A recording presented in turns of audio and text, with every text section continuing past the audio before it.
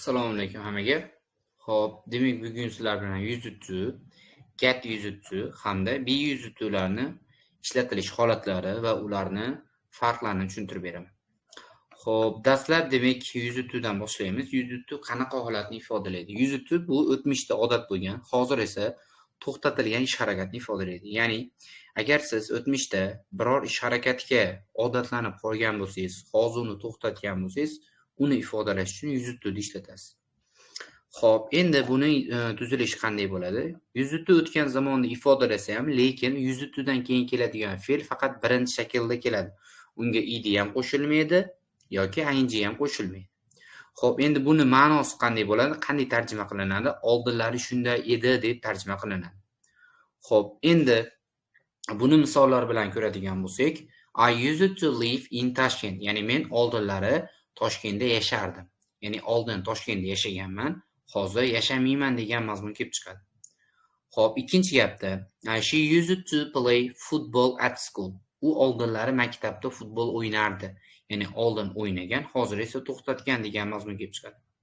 Xo'p, keyingisida we used to eat fast food every day. Ya'ni biz oldinlari har kuni fast food yerdik. Oldin yeganmiz, hozir endi to'xtatganmiz, yemay qo'yganmiz degan mazmun kelib chiqadi. Xo'p, endi yuzutchuni inkori qanday yasaladi? Yuzutchuni inkori, ya'ni didga not qo'shimcha qo'shish orqali yasaladi. Xo'p, endi did kelgandan keyin u yuzutchu bo'lmaydi, did kelgandan keyin u yuztu bo'lib qoladi. Va undan keyin yana fe'lni birinchi shakli keladi. Xo'p, endi bitta misol beradigan bo'lsak, I did not used to smoke. Ya'ni men oldinlari chekmardim degan mazmun kelib chiqyapti.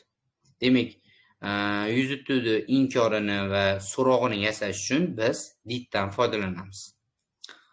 Xo'p, endi keyingisi get yuzutchu. Xo'p, get yuzutchudan keyin ikki xil so'z turkum keladi.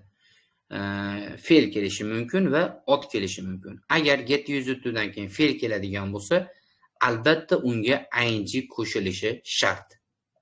Xo'p, endi bu qanaqa holatni ifodalaydi?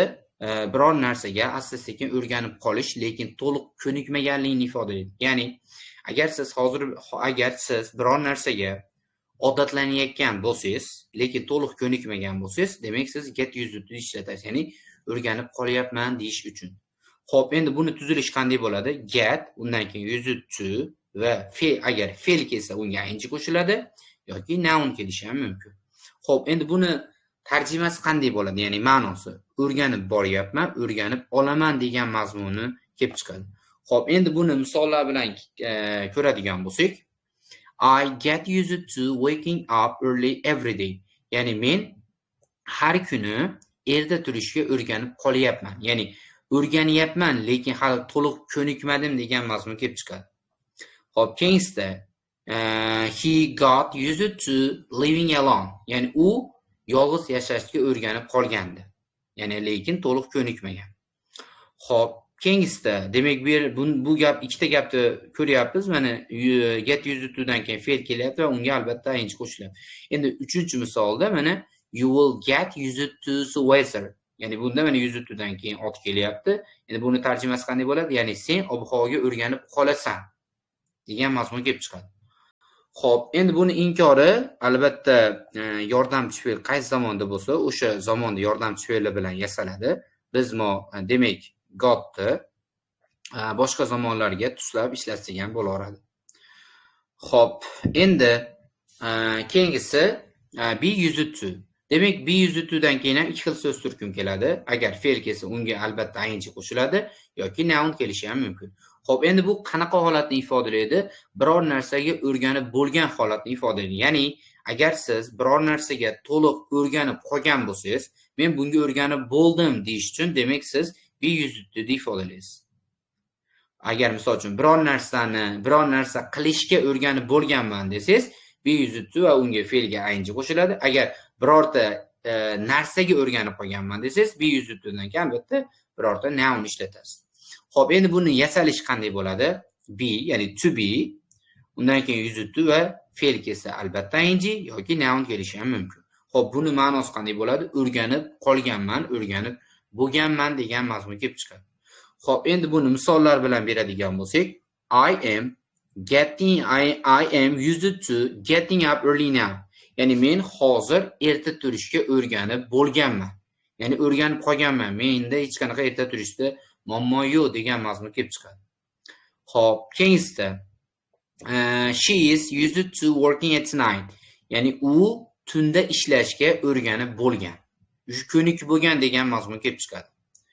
Xo'p, endi bularni ko'ryapmiz. Be used to'dan keyin fe'l kelgani uchun ayinchi qo'shiladi. Endi bunda 3-misolda mana bundan keyin noun kelyapti. They are used to the noise. Ya'ni ular shovqinga o'rganib qolishgan. To'liq shovqinga ko'nikib bo'lgan degan mazmun kelib chiqadi. Xo'p, endi bu yerlarda, demak, bu gaplardagi used to'larni biz accustomed to'ga sinonim qilib olsak ham bo'laveradi. Accustomed to'ga iborasi ham odatlangan degan mazmun kelib chiqadi. Xuddi o'shalarga sinonim qilib, demak, used to'larni ishlatsak bo'laveradi.